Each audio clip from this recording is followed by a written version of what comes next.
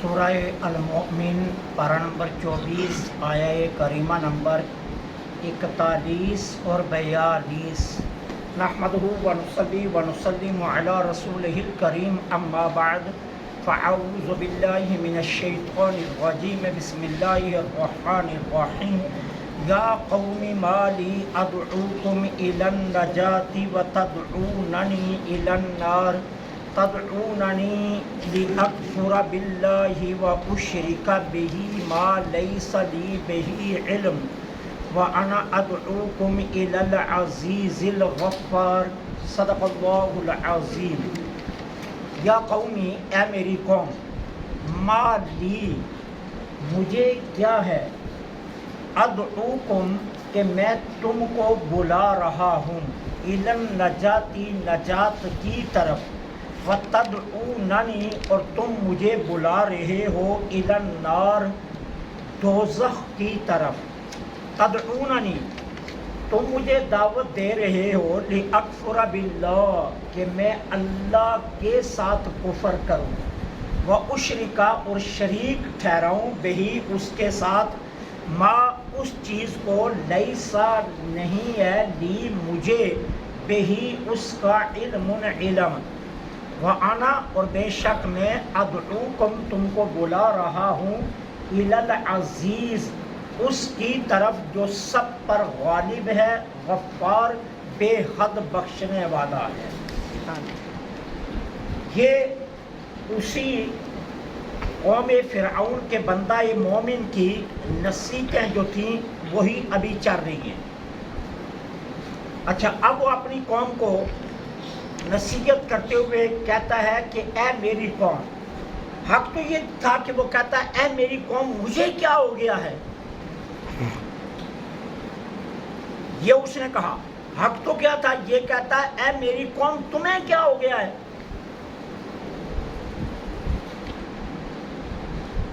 لیکن اس نے یہ نہیں کہا تمہیں کیا ہو گیا، کہا مالی، مجھے کیا ہو گیا، یہ بتانے کے لیے کہ قوم فرعون گمراہی پر ہے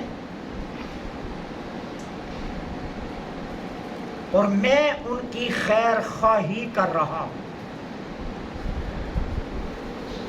اس لیے اسے ما نہیں کہا، ما لکم نہیں کہا، حالانکہ اصولی طور پر یہاں ما لکم ہونا چاہیے تھا، لیکن اسے مالی کہہ کر یہ اشارہ دیا کہ قوم فرعون گمراہی پر ہے اور میں خالص ان کا خیر خواہ ہوں، اس لیے کہا کہ میری قوم، مالی، مجھے کیا ہو گیا ہے۔ اور پھر دوسری بات کیا بتانی تھی کہ یہ دیکھو یہ کیسی عجیب منطق ہے، میں انہیں نجات کی طرف بلا رہا ہوں اور یہ مجھے دوزخ کی طرف بلا رہا ہے۔ یہ عجیب منطق بتانے کے لیے مالی کہا کہ یہ کتنا عجیب تصور ہے کہ میں انہیں نجات کی طرف بلا رہا ہوں اور یہ مجھے دوزخ کی طرف بلا رہے ہیں۔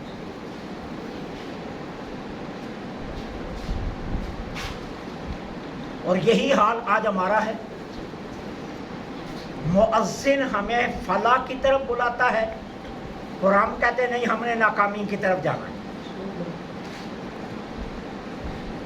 نماز سے ہم بھاگتے ہیں، اللہ تعالیٰ عز و جل بار بار فرما رہا ہے فلاح کا راستہ یہ ہے، کامیابی کا راستہ یہ ہے،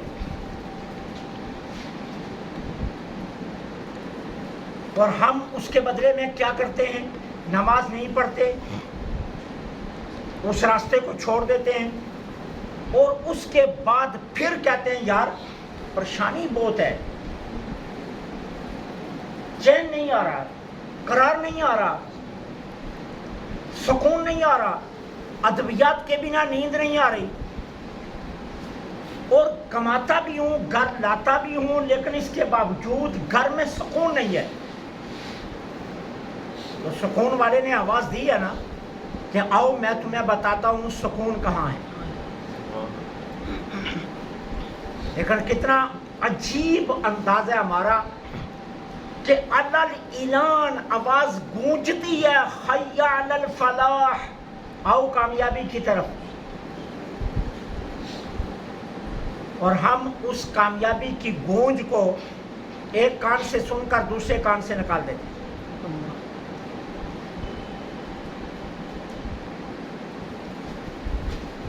میں دیکھتا ہوں احساس پروگرام کے لیے خواتین کی وہ جہاں پیسے ملتے ہیں جس شاپ پر، وہاں سارا دن دھوپ میں کھڑی رہتی ہیں خواتین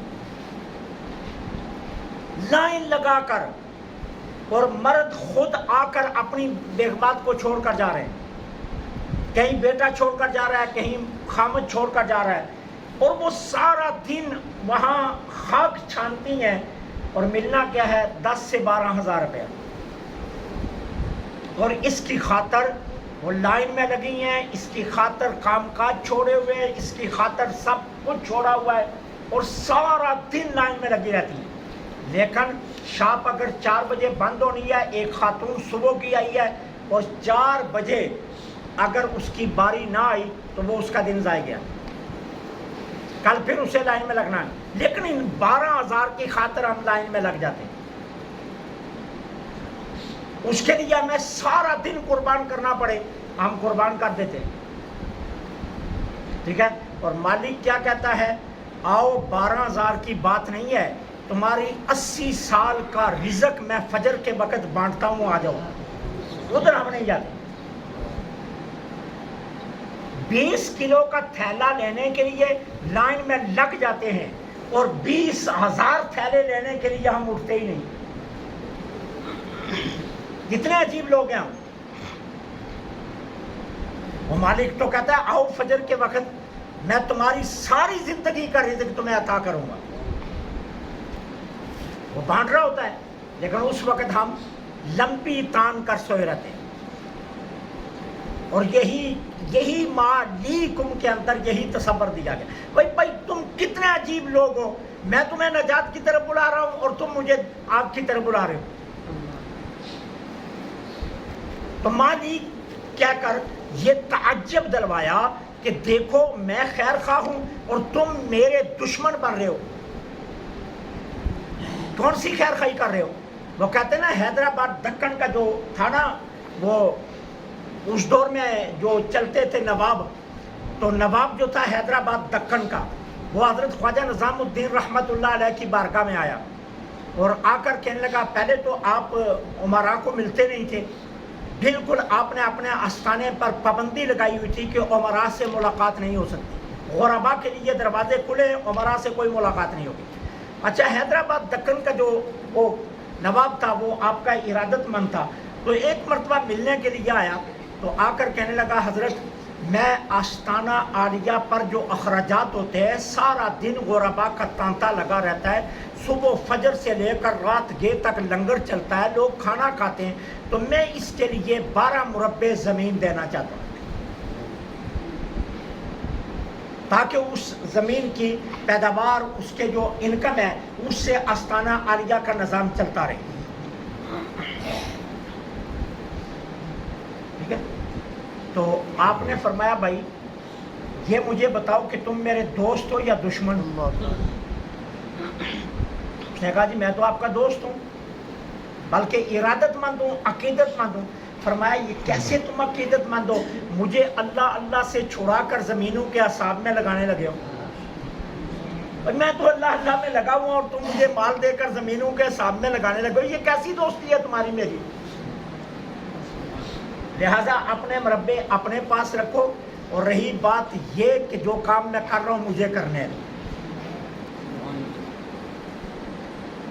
یہ کام مجھے کرنے دو. اچھا پھر ایک مرتبہ اسے ضد کر لی آستانہ عالیہ پر آنے کی، تو آپ نے پھر روک دیا کہ اسے کہنا مت آئے. اس نے کہا جی میں نے تو لازمی آنا ہے. تو آپ نے فرمایا اسے بتا دو میں نے اپنی خانقاہ کے 2 راستے رکھے ہیں، اگر ایک راستے سے تم آؤ گے میں دوسرے راستے سے نکل جاؤں گا، ملاقات نہیں ہوگی. اچھا اس نے کہا جی میں تو حاضری دینے آ رہا ہوں. اب وہ آ گیا آستانہ عالیہ پر، تو جب آیا آستانہ عالیہ پر تو ملاقات تو نہیں ہوئی. اچھا اس نے کہا جی میں آستانے کا چکر کاٹنا چاہتا ہوں. اب گیا تو آپ کے استبل میں گیا تو گھوڑے دیکھے، تو گھوڑے جو تھے نا ان کے پاؤں میں جو زنجیر تھی وہ سونے کی تھی، اللہ اللہ اللہ اللہ، سونے کے سنگل سے گھوڑے باندھے ہوئے تھے۔ تو کہنے لگا درویشی کا چرچا تو بہت ہے لیکن کمال ہے، ہم جو نواب ہیں ہم بھی تو سونا اکٹھا کرتے ہیں اور نظام الدین نے بھی سونا اکٹھا کیا ہے، فرق کیا ہے؟ سونا ہی ہے نا، وہ ہم نے بھی اکٹھا کیا وہ تجوری اور انہوں نے ہی کیا، تو فرق کیا ہے؟ ٹھیک ہے نا؟ تو یہ بات خواجہ صاحب تک پہنچ گئی۔ تو خواجہ صاحب نے اندر سے خادم کو کہا کہ اسے کہو فرق یہی ہے، تم اپنے گلے میں ڈالتے ہو، ہم جانوروں کے پاؤں میں ڈالتے ہیں، تم سونا اپنے گلے میں ڈالتے ہو نا، تم سونا اپنے انگلیوں میں ڈالتے ہو، تم سونا اپنے حلقوں میں ڈالتے ہو، تم سونا اپنے قیمتی سمجھ کر محفوظ رکھتے ہو، اور ہمارے نزدیک اس سونے کی یہ بے قدری ہے کہ ہم اسے جانوروں کے پاؤں میں ڈالے ہوئے ہیں۔ ٹھیک ہے؟ تو خیر خواہی یہی ہے کہ نجات کی دعوت دی جائے، خیر خواہی یہ نہیں ہے کہ دوزخ کی طرف بلائے۔ بھلا وہ بھی دوست ہے جو آپ کا پلو پکڑ لے اور یار بیٹھ جا ابھی چھوڑ، بڑا ٹائم ہے نماز بعد میں پڑھ لیں گے، وہ دوست نہیں ہے، وہ دشمن ہے۔ جو آپ کو کہتا ہے سود میں بڑی برکات ہیں، آ جا سود کا کام کرتے ہیں، وہ دوست نہیں ہے، وہ آپ کا دشمن ہے، وہ آپ کو آپ کی طرف بلا رہا ہے۔ جس محفل میں بیٹھ کر لوگوں کی غیبتیں کی جائیں، جس محفل میں بیٹھ کر لوگوں کی چغلیاں کی جائیں، جس محفل میں بیٹھ کر لوگوں کی عزتیں اچھالی جائیں، اور وہ جو آپ سے محو گفتگو ہے وہ آپ کا دوست نہیں ہے، وہ آپ کا دشمن ہے۔ دوست کون سا ہے؟ کہ جو بیٹھے تو اللہ رسول کا ذکر چھڑ جائے اور بات ختم ہو تو اللہ رسول کے ذکر پر ہی ختم ہو، وہ آپ کا دوست ہے۔ وہ دوست نہیں ہے کہ جو دوسروں کی عزت اچھالنے کے لیے آپ کا ہم نشین بنا ہوا ہے۔ تو کہا مالی، یہ ساری عبرتیں دلانے کے لیے مالی کا لفظ بولا کہ دیکھو تم کتنے عجیب لوگ ہو، میں تمہیں نجات کی طرف بلا رہا ہوں، کتنا میں خیر خواہ ہوں تمہارا، اور تم میرے کتنے بڑے دشمن ہو، تدعوننی الی النار، تم مجھے آگ کی طرف بلا رہے ہو، اور تدعوننی لیکفر باللہ، میں تمہیں ایمان کی دعوت دے رہا ہوں اور تم مجھے کہہ رہے ہو کہ میں اللہ کے ساتھ کفر کروں۔ دیکھو تو صحیح نا کہ کتنے عجیب ہو، میں تمہیں ایمان کی دعوت دے رہا ہوں کہ ایمان لے آؤ، نجات پا جاؤ گے، اور تم الٹا مجھے کہہ رہے ہو کہ اللہ کا کفر کرو اور آؤ فرعون کو اس کی الوہیت پر ایمان لے آؤ۔ اور پھر سنو، اشرک بھی ما لیس لی بعلم، اور تم مجھے اللہ کا ایسا شریک بنانے کی دعوت دے رہے ہو جس کا مجھے علم ہی نہیں۔ اللہ، یہ بہت بڑی بات ہے۔ کیا مطلب؟ جتنی دیر تک یقینی علم نہ ہو اتنی دیر تک بحث نہیں کرنی چاہیے، جتنی دیر تک یقینی علم نہ ہو اتنی دیر تک پھر فور کسی بات کی طرف بڑھ نہیں جانا چاہیے۔ یقینی علم حاصل کرنے کے بعد پھر فیصلہ کرنا چاہیے کہ میں نے کس حق کے ساتھ چلنا ہے۔ یقینی علم کے بعد میں سنی سنائی، آج ہمارا معاشرہ کیوں بگڑ رہا ہے، آج ہمارا نوجوان کیوں بگڑ رہا ہے؟ یہاں آپ نماز میں دیکھتے ہیں ہمارے دوست جو ہے نا وہ عجیب قسم کے لباس پہن کر نماز پڑھ رہے ہوتے ہیں، کوئی پیچھے سے ننگا ہو رہا ہے، کوئی آگے سے ننگا ہو رہا ہے، کوئی کہیں سے ننگا ہو رہا ہے، اور انہیں کو کہا جائے کہ یہی لباس پہن کر چلو جناب، جو ہے نا آپ کو خان کی ملاقات کرواتے ہیں یا میاں کی ملاقات کرواتے ہیں، تو کبھی یہ لباس پہن کر نہیں جائیں گے۔ تو کیا اللہ کو خان اور میاں سے بھی چھوٹا سمجھتے ہیں؟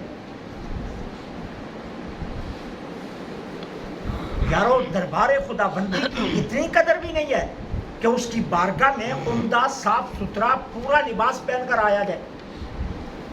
اور قرآن میں تو اللہ خود فرماتا ہے یا بنی آدم خذوا زینتکم عند کل مسجد، ہے بنی آدم جب مسجد کی طرف آؤ تو خوب زینت کر کے آؤ۔ دربار خداوندی میں تم نے کھڑے ہونا ہے، تمہارا لباس اللہ کی دربار کے لائق ہونا چاہیے، تمہارا انداز اللہ کے دربار کے لائق ہونا چاہیے۔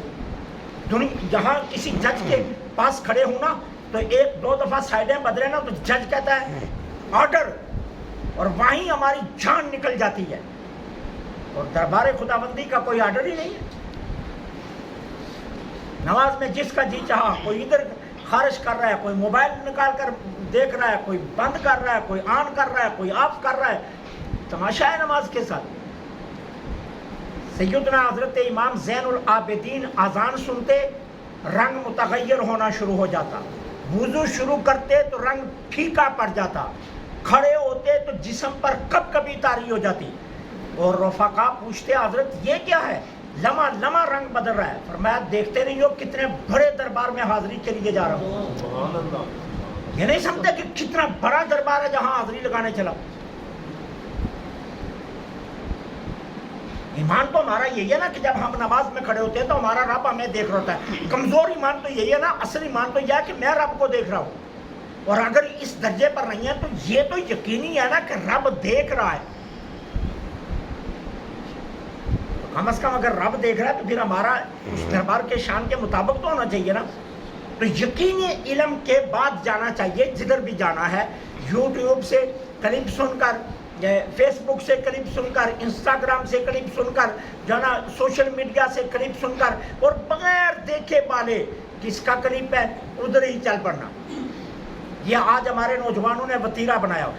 11 مہینے جو ناچتی ہیں نا وہ رمضان میں مسئلے بتا رہی ہوتی ہیں ٹیلی ویژن پر بیٹھ کر، 11 مہینے وہ سارے گانے گا رہی ہوتی ہیں، 11 مہینے ناچ رہی ہوتی ہیں، اور وہی رمضان کے مہینے میں انہیں ہی ہوسٹ بنا کر مسائل پر بٹھا دیتے ہیں۔ یہ میڈیا کی سازش ہے اسلام کا حلیہ بگاڑنے کی، اور سوشل میڈیا اس کا ایک بہت بڑا سپورٹر ہے۔ اس لیے دیکھ بھال کر اچھی طرح سوچ سمجھ کر علم یقینی کے بعد فیصلہ کرنا چاہیے کہ میں نے کدھر جانا ہے۔ تو کہا تم مجھے دعوت دے رہے ہو کہ میں اللہ کا شریک بناؤں اور ایسی چیز کو شریک بناؤں جس کا میرے پاس کوئی علم ہی نہیں ہے۔ آسمان سے کوئی وحی آئی ہے کہ میں اس کو رب مانوں؟ آسمان سے کوئی وحی آئی ہے یا کوئی پیغام آیا ہے یا کسی فرشتے نے خبر دی ہے یا موسیٰ کی کتاب میں یا کسی سچے بندے کی کتاب میں ہے کہ فرعون الوہیت کے دعوے پر سچا ہے؟ تو اگر علم نہیں ہے تو میں اس کو رب کا شریک کیسے بنا لوں؟ ما لیس لی بعلم۔ تو یقین رکھنا، ہر بات یقینی کے ساتھ کھڑا ہونا ہے، غیر یقینی بات کی طرف نہیں جانا۔ یہ قرآن کی دعوت ہے ہمیں۔ وَأَنَا أَدْعُوكُمْ، اور سنو میں تمہیں کیسی یقینی باتوں کی طرف بلا رہا ہوں۔ ادھر میں نے کہا ایمان لے آؤ نجات، اور گارنٹی یا نجات ہوگی، اور تم مجھے آگ کی طرف بلا رہے ہو۔ ادھر میں تمہیں کہہ رہا ہوں ایمان لے آؤ اللہ ایک ہے، تم مجھے اس کے ساتھ کفر کی دعوت دے رہے ہو۔ اپنے اور میرا فرق دیکھتے جاؤ، اور پھر سنو جس کی طرف تم مجھے بلا رہے ہو نا یہ کچھ بھی نہیں کر سکتا۔ اس کی حیثیت کیا ہے؟ یہ وہی ہے نا جس کی داڑھی پکڑ کر موسیٰ نے منہ پر تھپڑ دے مارا تھا۔ آج موسیٰ چاہیں تو انگلی کے اشارے سے اس کے محلات کو ریزہ ریزہ کر دے، اس کی ساری خدائی دڑام سے گر جائے، اور میں تمہیں کس کی طرف بلا رہا ہوں؟ ادعوکم الی العزیز، میں تمہیں بلا رہا ہوں اس کی طرف جو سب پر غالب ہے، جو سب پر غالب ہے، اس پر کوئی غالب نہیں ہے، جو سب پر غالب ہے۔ اور پھر الغفار، تم اپنے گناہوں کی فکر نہ کرنا، جس رب کی دعوت میں تمہیں دے رہا ہوں وہ بے حد بخشنے والا بھی ہے۔ اللہ سے دعا ہے اللہ حق کہنے کی توفیق عطا فرمائے۔